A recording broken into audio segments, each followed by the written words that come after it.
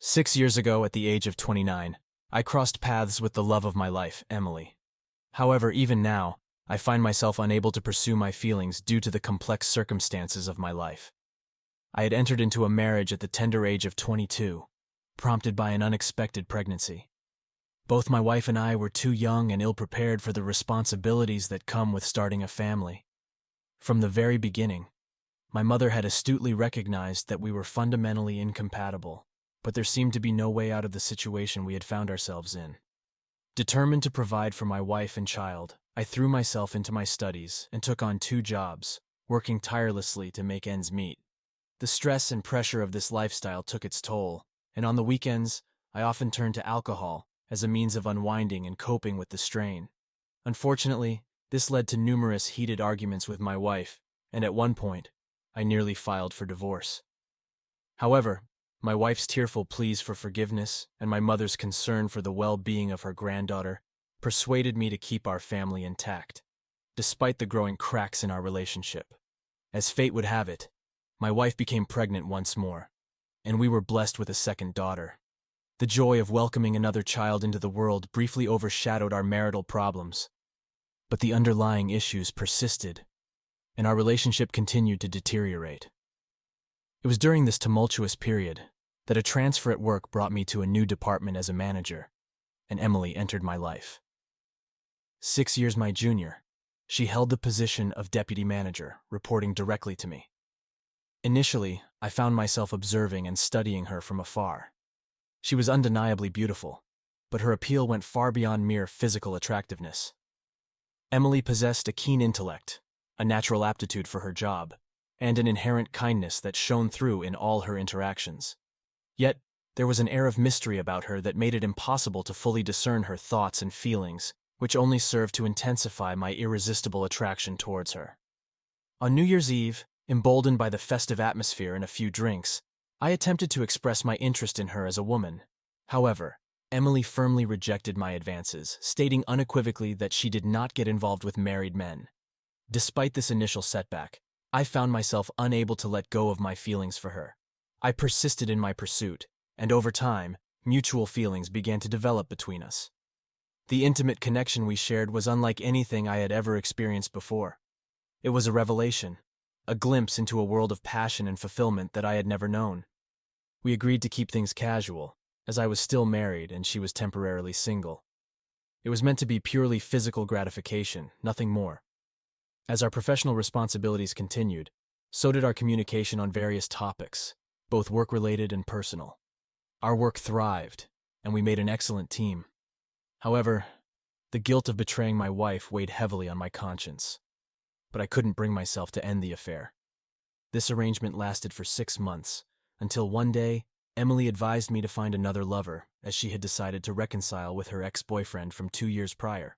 I responded flippantly, saying that finding a sexual partner was easy, but deep down, bitterness and jealousy clouded my judgment.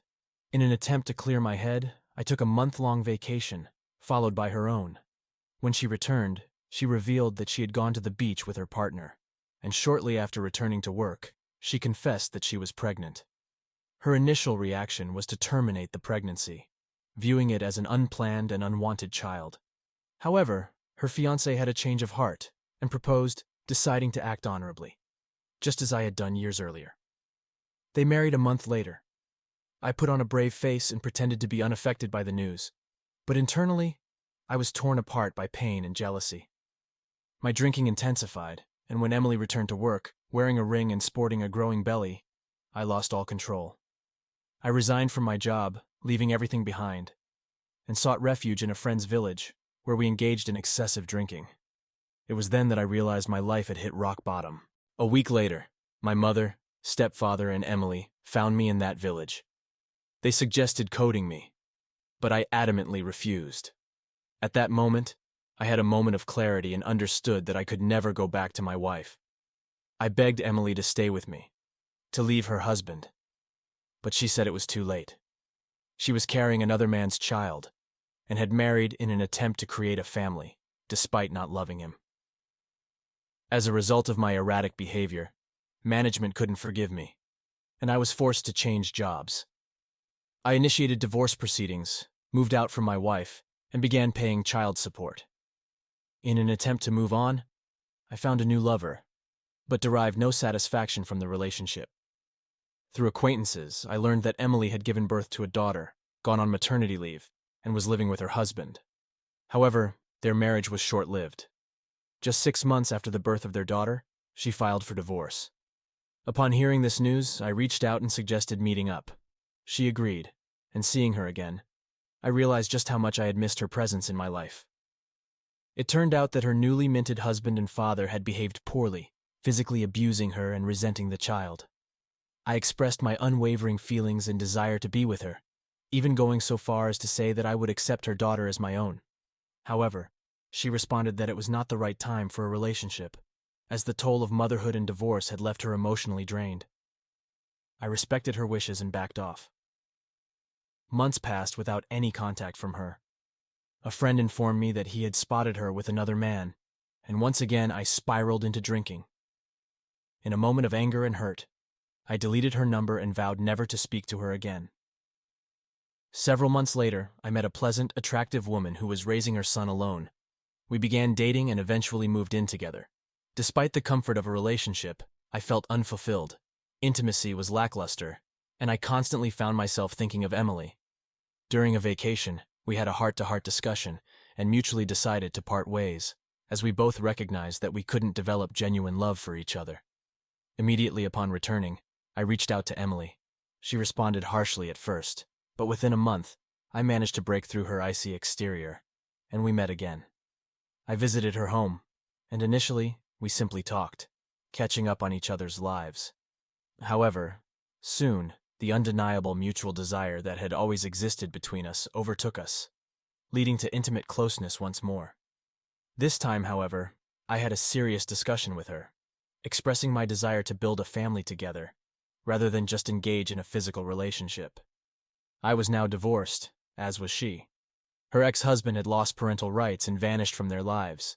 She seemed to agree that there was potential for a future together. The winter that followed was pleasant.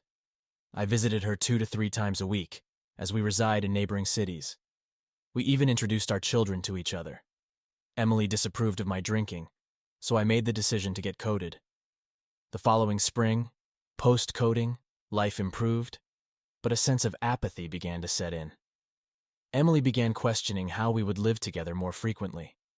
In the summer, she has her own dacha where she goes with her parents and daughter, while I go to my own. I could stay at Emily's place, but the studio apartment is cramped and lacks space for a child.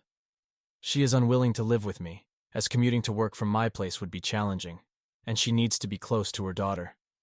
Feels like a dead end. My income is substantial, but a significant portion goes towards alimony. With the remaining amount, I cannot save or purchase an apartment. In essence, I have nothing to offer the woman I love. I sense resentment in her behavior, and she openly states that she sees no prospects for the progression of our relationship. Our meetings have dwindled to once a month, and I now recognize that I love only her, and no one can replace her in my heart. I find happiness and tranquility in her presence. However, under these circumstances, I am at a loss as to how I can avoid losing her and become her husband. I am in desperate need of guidance, as I am at a loss myself.